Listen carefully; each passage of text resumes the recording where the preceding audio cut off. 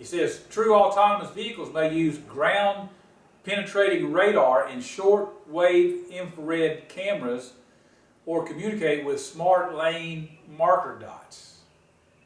The upshot, or the point of that, is that these vehicles then can see when drivers can't. So a lot of these things, a lot of these systems they have now depend on good visual conditions, okay? And they depend on markers on the lanes, that, you know, the white stripes and the solid stripe, things like that, depend on that to work, okay? So sometimes they don't work good in bad weather or at night sometimes, okay? So for a car to be able to drive itself, it's going to have to overcome that. So I'm just going to share a little bit of this article here about one system, just to let you know a little bit about what's going on with autonomous vehicles and some of these navigation systems and so forth. Just give you an idea of what's coming down the road that you guys are going to be working on. Okay? All right? So he says here he had been to some type of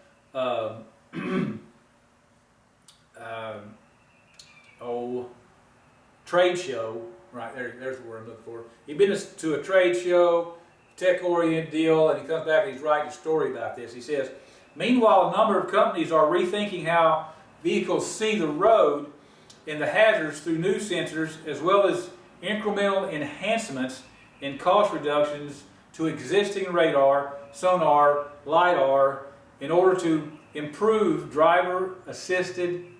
advanced driver-assisted systems, ADAS. Okay. One intriguing company is WaveSense.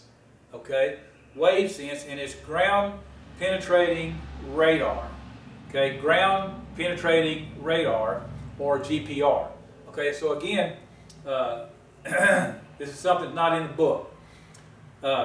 This is a 3-year-old startup company, comes out of MIT, Massachusetts Institute of Technology, right? Lincoln Laboratory. Motorcycle going by there. I don't know if y'all can hear that or not. All right. Where other radars point outward, the WaveSense ultra-wideband radar module points down through the pavement as far as 10 feet. Okay. What's the heck's that for, huh? Well, let's see what he says. All right. Below the surface are dirt, rocks, cavities, culvert pipes, utility cables, sewer lines, utility infrastructure, right?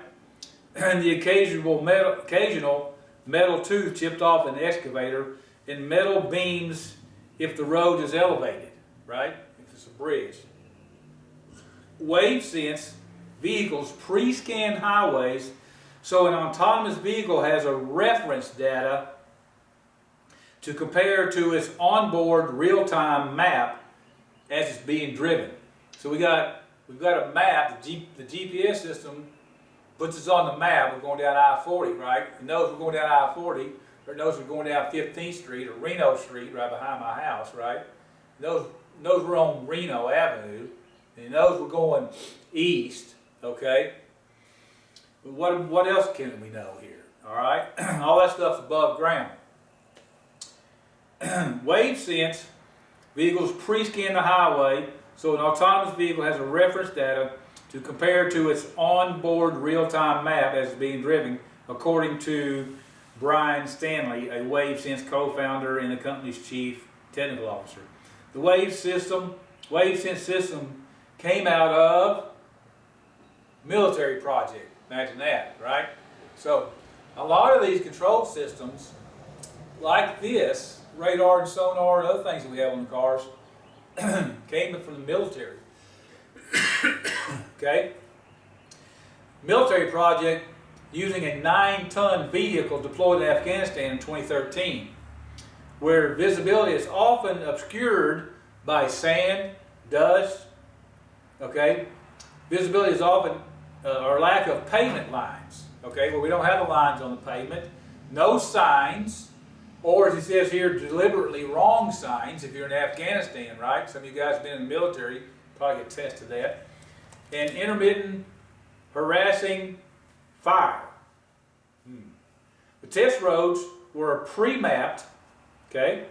Then the military test vehicles were outfitted with the GPR systems, the ground penetrating radar, and the map data. So they got both systems. They got a topographical map, and then they got the map underneath that. Okay, stay with me.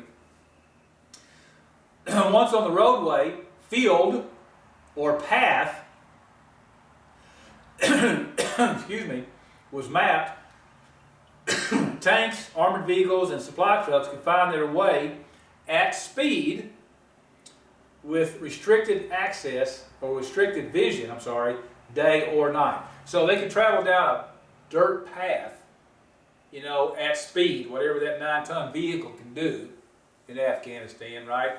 In a sandstorm, in the middle of the night. It's still, the vehicle can see where it's going.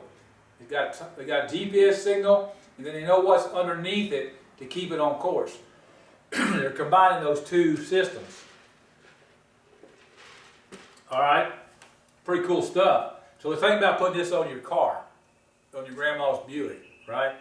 All right, here we go. So one pass creates an underground terrain map, almost one highway lane wide, okay, according to the WaveSense guide. The technology affords lateral accuracy at highway speeds of 1.4 inches. Lateral, did you get that? Lateral accuracy of 1.5 inches. That's how close this thing is. So you can drive it over a narrow bridge over the ravine, right? And be right on. All right. 2.4 inches in a snowstorm. Wow, we still got 2.5 inches in a snowstorm. Pretty cool stuff. A passenger car is about 6 feet wide. A truck 8 feet wide. A U.S. highway lane is 12 feet wide. Okay, so we got 12-foot wide lane, and we can keep it within 2 inches. We're all right. We're not going to run off the road. Okay, describes the map data here as rich in detail, stable, and always available. That's pretty cool stuff, guys. Pretty cool stuff. It says it became clear that there was a market beyond the military. There's a real possibility of a significant impact on safety metrics of existing autonomous vehicle fleets. Excuse me, my throat's getting me here. Dr. Pepper's probably not helping any. Probably making it worse. Sorry. Okay, so for U.S. highway driving, a passenger vehicle would need WaveSense data, cameras, and a regular GPS system. Okay? To do the semi-autonomous driving, the lane-centered driving, the company believes we need those things. Several automakers today offer level 2 autonomous driving, pace car ahead, stay centered in the lane. So sometimes they use a car in front of you to help you stay on the lane, right? There again, there's a problem when that car's not there and so forth. Okay? Just using just radar and a forward-facing camera. But it's affected by weather, quality of pavement markings, and vehicles sometimes can't handle curves and off-ramps, like I was saying before. LiDAR is another type of system. It's currently expensive at thousands of dollars per unit for rotating LiDAR arrays, but already coming down in cost. WaveSense also sees applications in auto parking garages. Ooh.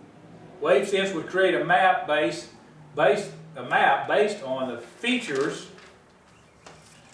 excuse me, features under the garage's concrete decking. Vehicles would need cameras, possible GPS to maneuver through the garage.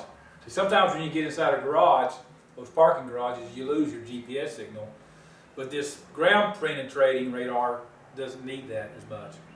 To move through the garage, because you're not going at speed, I hope, in a garage, right? You're just going 5-10 miles an hour. Then park in an open space. So this thing can park your car without you being in it, right? in the parking garage. You can get out, go in the building, car can go find a spot, park itself. Pretty cool. The owner could also summon the car to return to the exit. Auto parking vehicles a few inches apart would increase garage capacity by 15%. So if you don't have to open the door and get out when you park the car, right, you can stack them a whole lot closer together.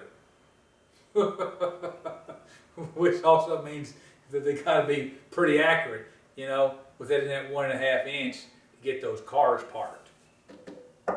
All right, so then he goes on to talk about a couple more different types of systems that are like this.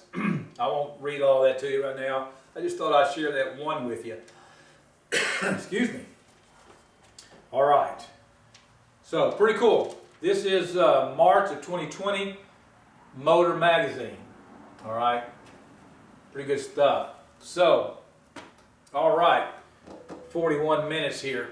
I'm timing myself today. A little bit about driver information systems, navigation systems, some of what's in the book, some of what's not in the book for you. Hope that was of some interest to you.